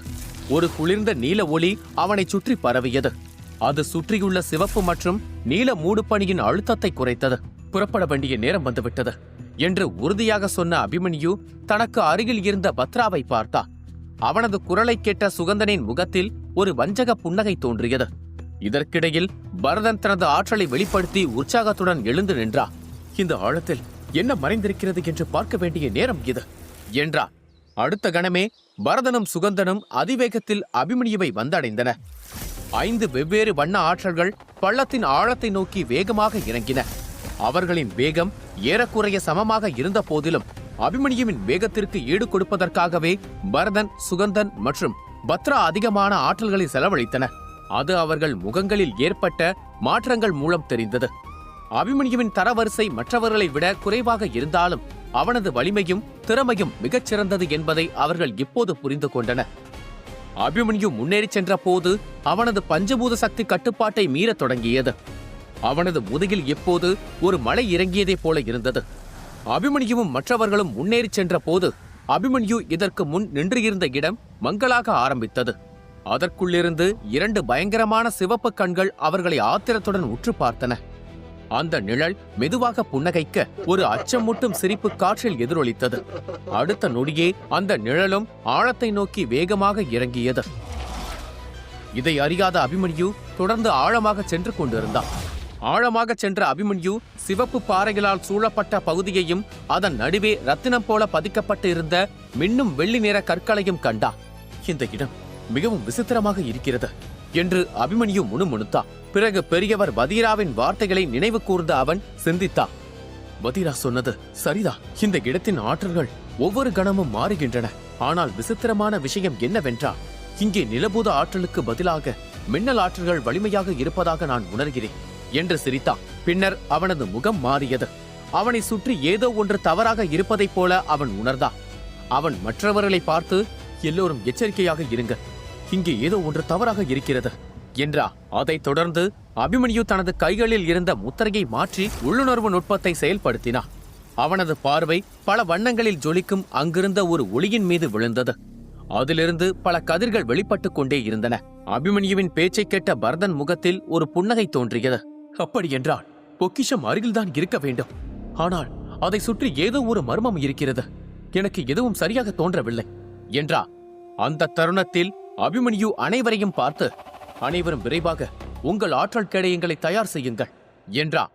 பின்னர் அபிமன்யு ஆழமாக மூச்சை இழுத்துவிட்டு கண்களை மூடி தனது உடலில் இருந்த ஆற்றல்கள் அனைத்தையும் வெளியேற்றி ஒரு புள்ளியில் குவித்தான். அவனைச் சுற்றி ஆற்றல் அலை பரவியது. காற்றில் சிறிய மின்னல்கள் தெறிக்க ஆரம்பித்தன. அவனது சக்தியை கண்ட பரதன், சுகந்தன் மற்றும் பத்ராவும் தங்கள் உடலைச் சுற்றி ஆற்றல் கேடயங்களை உருவாக்கினர். சுகந்தனின் கண்களில் பேராசையும் உற்சாகமும் தெளிவாக தெரிந்தது. இந்த பலவண்ண ஆற்றல்தான் அந்த பிரம்மக்கரு ஆற்றல் கல்லா? இதைத்தான் மூலரத்தினக்கல் என்று அழைக்கிறார்களா என்று தனக்குள் நினைத்தார். அவன் இப்படி நினைத்துக் கொண்டிருந்த நேரத்தில் சுகந்தன் அந்த பிரம்மாண்டமான பலவண்ண ஆற்றலை நோக்கி அதிவேகத்தில் பாய்ந்தான். பரதனும் பின்வாங்கவில்லை. அவனும் தனக்குள் இருந்த ஆற்றலை திரட்டி முன்னோக்கி சென்றான். ஆனால் திடீரென்று அபிமன்யு அவனது கையை பிடித்து, பரதா, முட்டாள்தனமாக செயல்படாதே. நாம் எங்கே இருக்கிறோம் என்பதையும் 2 நாட்களுக்கு முன்பு என்ன நடந்தது என்பதையும் மறந்து விடாதே என்றார். அபிமன்யுவின் குரலை கேட்ட பரதன் உடனடியாக நின்றார். ஆன்மீக உடல்கள் தங்களை தாக்கிய அந்த பயங்கரமான நினைவு அவனது மனதில் மீண்டும் தோன்றியது. திடீரென்று கீழிருந்து ஒரு பலத்த வெடிப்புச் சத்தம் எதிரொலித்தது. அதிலிருந்து ஒரு பயங்கரமான சிவப்பு ஆற்றல் அலை கடல் அலை போல எழுந்து அபிமன்யுவை நோக்கி பாய்ந்து வந்தது. அடர் சிவப்பு நிறத்தில் இருந்த அந்த ஆற்றல் அபாரமான அதிர்வையும் சக்தியையும் கொண்டிருந்தது. பத்ரா வேகமாக முன்னால் வந்தான். அவனது கண்கள் தீவிரமாக இருந்தன. அவன் அனைத்திற்கும் தயாராக இருந்தான். தனது முழு வலிமையையும் திரட்டி தனது கையை பின்னால் இழுத்து ஓங்கி குத்தினான். அவனது முஷ்டி அச்சு அவர்களை நோக்கி வந்த சிவப்பு நிற ஆற்றல் அலையை பலமாக தாக்கியது. ஒரு மாபெரும் மோதல் அரங்கேறியது. அந்த சிவப்பு நிற அலை சிதறியது. ஆனால் பத்ரா தனது கை மரத்து போவதைப் போல உணர்ந்தான். அவன் சில அடிகள் பின்வாங்கினான். இதைக் கண்ட அபிமன்யு கவலையுடன், பத்ரா, நீ நலமா என்று கேட்டான். பத்ரா எரிச்சலுடன், நான் நலம்தான், ஆனால் நீ அதை சரியாக கவனிக்கவில்லை என்று நினைக்கிறேன். அந்த ஆற்றல் என்று தயங்கினான். ஆனால் அவன் பேசி முடிப்பதற்குள் அபிமன்யு குறுக்கிட்டு, எனக்கு தெரியும், அந்த ஆற்றல் சுகந்தனுடையது. அந்த தாக்குதல் உண்மையிலேயே மிகவும் வலிமையானது என்றார். பரதன் ஆத்திரத்துடன், அந்த நன்றி கெட்ட சுகந்தன் முன்னால் ஓடிச் சென்று நம்மையே தாக்குகிறானா? அந்த பேராசைக்காரனை நான் சும்மா விட மாட்டேன் என்றார். அபிமன்யு பரதனை பார்த்து, பரதா, கொஞ்சம் பொறுமையாக இரு. அந்த தாக்குதலில் ஏதோ ஒரு விசித்திரம் இருக்கிறது. அதை நீ உணரவில்லையா என்று கேட்டா. பத்ராவும் அதை ஆமோதித்து வேகமாக தலையசைத்தா. அபிமன்யு சொல்வது சரிதான். அதில் சுகந்தனின் ஆற்றல் இருந்த போதிலும் அந்த தாக்குதலில் ஏதோ ஒன்று விசித்திரமாக இருந்தது என்றார். இதைக் கேட்ட அபிமன்யு முன்னால் ஒரு அடி எடுத்து வைத்து உறுதியான குரலில், எதுவாக இருந்தாலும் சரி, முன்னேறி செல்வது என்று முடிவெடுத்த பின் தயங்கி நிற்பதில் எந்த அர்த்தமும் இல்லை. எல்லா பதில்களும் அநேகமாக அந்த ஆழத்திலும் அந்த பலவண்ண ஆற்றல்களுக்குள்ளும் தான் மறைந்திருக்க வேண்டும் என்றார். லைக் செய்தவர்களுக்கு மட்டும் நன்றி.